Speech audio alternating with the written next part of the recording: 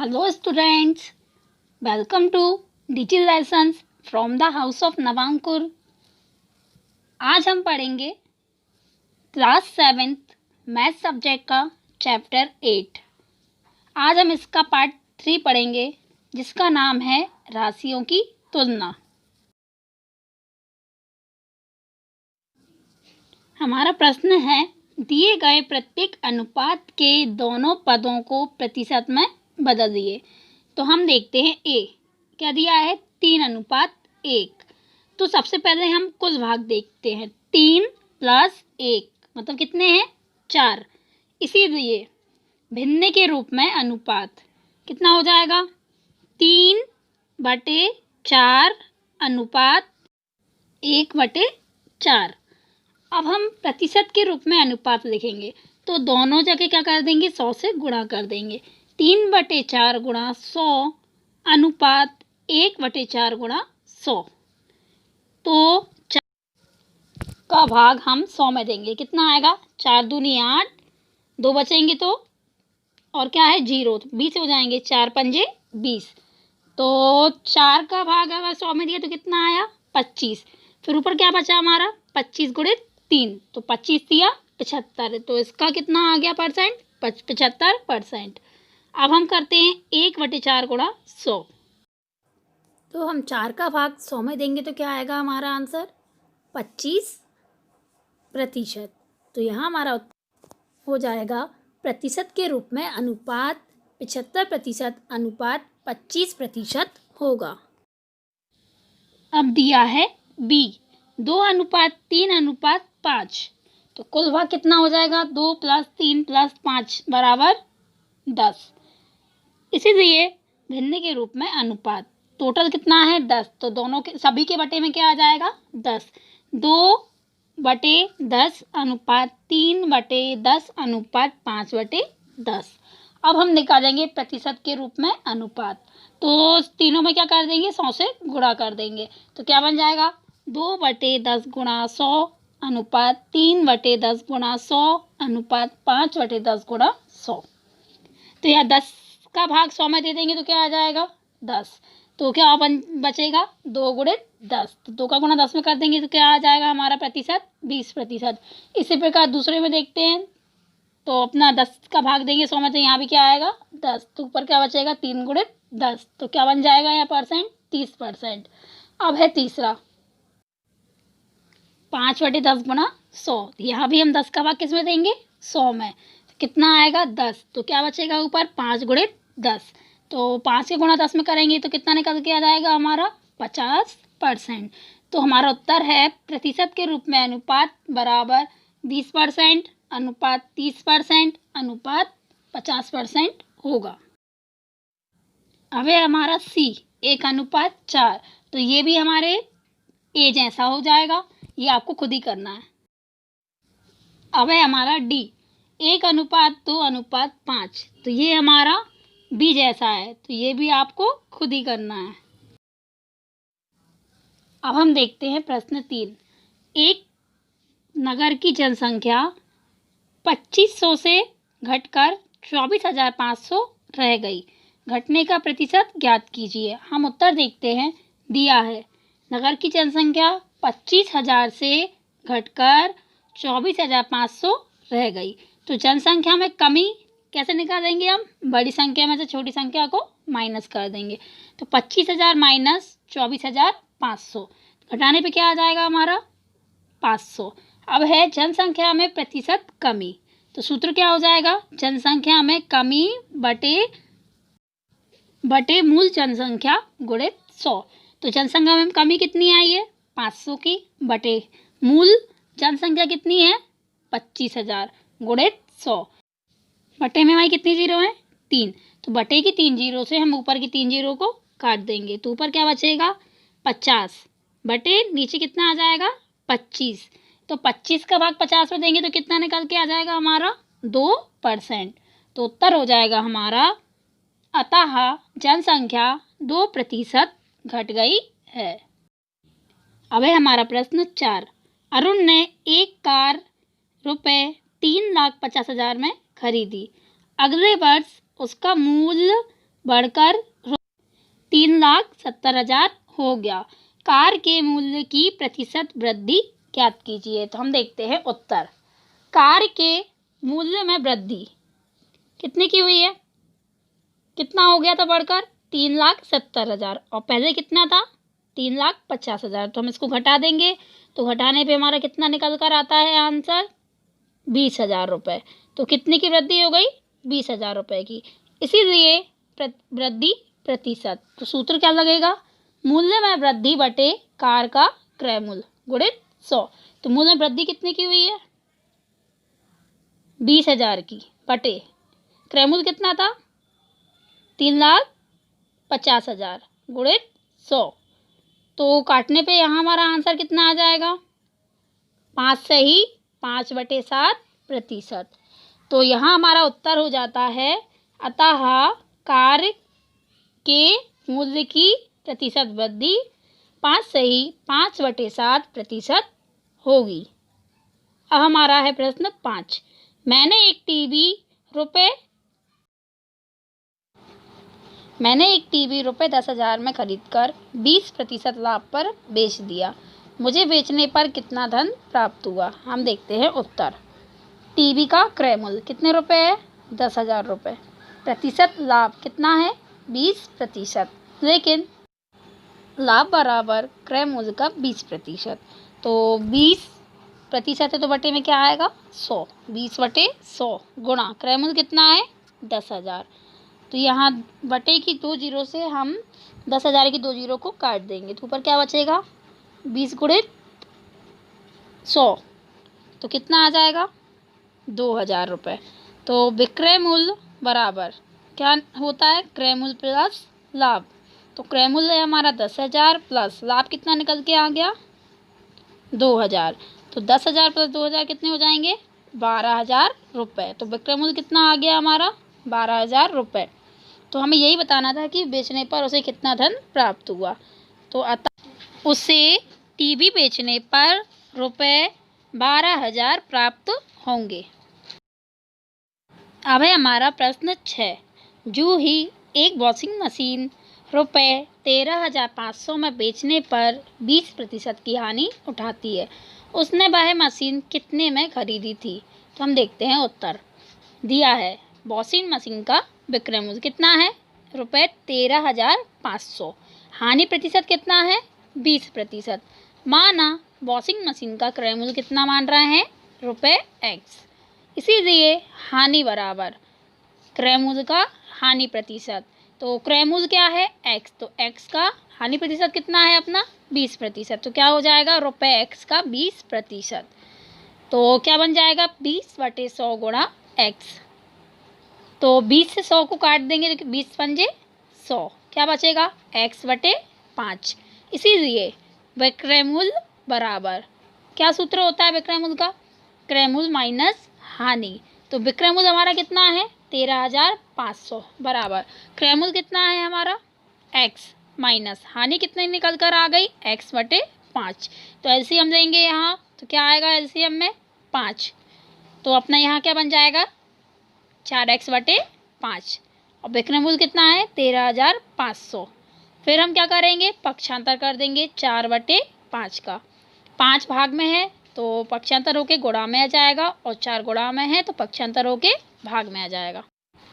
तो क्या बन जाएगा अपना? x बराबर 13,500 गुणित 5/4। तो 4 से हम 13,500 में भाग दे देंगे, और जो आएगा उसमें 5 का गुणा कर देंगे। तो क्या आंसर निकल कर आता है हमारा? 16,875 रुपये। तो यहाँ हमारा उत्तर हो जाएगा, अतः जूही ने वॉशिंग मशीन रुपये 13,875 में खरीदी थी। अब हम देखते हैं 7वां। इसका पहला है चॉक पाउडर में कैल्शियम, कार्बन और ऑक्सीजन का अनुपात है 10:3:12 होता है। इसमें कार्बन की प्रतिशत मात्रा ज्ञात कीजिए। तो हम देखते हैं पहले का आंसर। दिया गया अनुपात कितना है? 10:3:12। तो आगे करते हैं अनुपात का कुल भाग कितना होगा? 10 + 3 + 12। तो तीनों का योग करने पे क्या आता है हमारा? 25। तो पहले अपन कार्बन का भाग निकालते हैं। कार्बन का अनुपात कितना है 3 बटे टोटल कितना आया अनुपात 25। तो कार्बन का भाग क्या हो गया 3 बटे 25। तो चॉक पाउडर में कार्बन की प्रतिशत मात्रा निकालेंगे 3 बटे 25 गुणा 100। तो 25 का भाग 100 में देंगे तो क्या आएगा 25 चौके 100। तो 3 गुणित 4 बचा, तो 3 का गुणा 4 में करेंगे तो 4 तिया 12%। अब हम देखते हैं दूसरा। चौक की एक छड़ी में यदि कार्बन की मात्रा 3 ग्राम है तब उसका कुल भार कितना होगा। तो देखते हैं आंसर। चौक की छड़ी में कार्बन की मात्रा कितनी दी है 3 ग्राम। माना चौक की छड़ी का कुल भार है x ग्राम, इसीलिए x का 12% बराबर क्या दिया है हमें आंसर 3 ग्राम। तो क्या रखेंगे 3। तो x का 12% क्या होगा x गुणा 12 बटे 100 बराबर 3। फिर हम क्या करते हैं 12 बटे 100 का पक्षांतर कर देते हैं। तो क्या होगा वहाँ जाके 100 भाग में है तो पक्षांतर होके गुणा में आ जाएगा, और 12 गुणा में है तो पक्षांतर होके भाग में। तो बन जाएगा हमारा x बराबर 3 गुणे 100 बटे 12। तो यहाँ 3 का भाग देंगे 12 में तो क्या आएगा 3 चौके 12। तो क्या बचेगा 100 बटे 4। तो फिर हम 4 का भाग देंगे 100 में तो क्या आ जाएगा x का मान 25 ग्राम। तो यहाँ हमारा उत्तर हो जाएगा अतः चौक की छड़ी का कुल भार 25 ग्राम होगा। अब हम देखते हैं प्रश्न 8। अमीना एक पुस्तक ₹275 में खरीदकर उसे 15% हानि पर बेचती है, तो पुस्तक का विक्रय मूल्य ज्ञात कीजिए। तो आंसर देखते हैं। पुस्तक का क्रय मूल्य कितना दिया है ₹275। प्रतिशत हानि कितनी है 15%। तो अब हम हानि प्रतिशत दी है तो पहले क्या निकालेंगे हानि। तो सूत्र क्या होता है क्रय मूल्य का हानि प्रतिशत। तो क्रय मूल्य कितना है यहाँ 275 का हानि प्रतिशत कितना है 15%। तो क्या बन जाएगा 15 बटे 100 गुणा 275। तो यहाँ हमें काटने पर हमारा आंसर आता है ₹41.25। इसीलिए विक्रय मूल्य बराबर, यहाँ विक्रय मूल्य का सूत्र क्या होता है हमारा क्रय मूल्य माइनस हानि। तो क्रय मूल्य कितना है ₹275 माइनस हानि कितनी निकल कर आ गई 41.25। तो 275 में से हम 41.25 को घटा देंगे तो हमारा आंसर निकल कर आया है इसका 233.75। तो यहाँ हमारा उत्तर हो जाता है अतः पुस्तक का विक्रय मूल्य ₹233.75 होगा। अब है हमारा प्रश्न 9। प्रत्येक दशा में 3 वर्ष बाद कितना मिश्र धन देय होगा। तो पहला है मूलधन कितना है ₹1200, दर दी है 12% वार्षिक। तो पहले अपन ए सॉल्व करते हैं। दिया है मूलधन P बराबर ₹1200, दर R बराबर 12% वार्षिक, और समय T बराबर 3 वर्ष। तो यहाँ हम साधारण ब्याज का सूत्र लगाते हैं। तो क्या होता है सूत्र P गुणित R गुणित T बटे 100। P कितना है हमारा ₹1200 गुणित दर कितनी है R 12 गुणित T कितना है समय 3 बटे 100। तो यहाँ हमारी 2 जीरो से 2 जीरो कट जाएंगे तो ऊपर क्या बचेगा 12 गुणित 3। तो इन तीनों का गुणा कर देते हैं तो हमारा आंसर निकल कर आता है ₹432। इसीलिए तो साधारण ब्याज निकल आया है तो हम क्या निकालेंगे अब मिश्र धन, मूलधन प्लस साधारण ब्याज। तो मूलधन कितना है हमारा 1200 प्लस साधारण ब्याज कितना निकल के आ गया 432। तो 1200 प्लस 432 करते हैं तो हमारा आंसर निकल कर आता है 1632। तो यहाँ उत्तर होगा 3 वर्ष बाद ₹1632 मिश्रधन देय होगा। अब है हमारा बी। दिया है मूलधन P बराबर ₹7500, दर R बराबर 5% वार्षिक, और समय T दिया है 3 वर्ष। तो यहाँ भी हम साधारण ब्याज का सूत्र लगाते हैं। P गुणित R गुणित T बटे 100। P है हमारा ₹7500 गुणित R है 5 गुणित समय है T 3 बटे 100।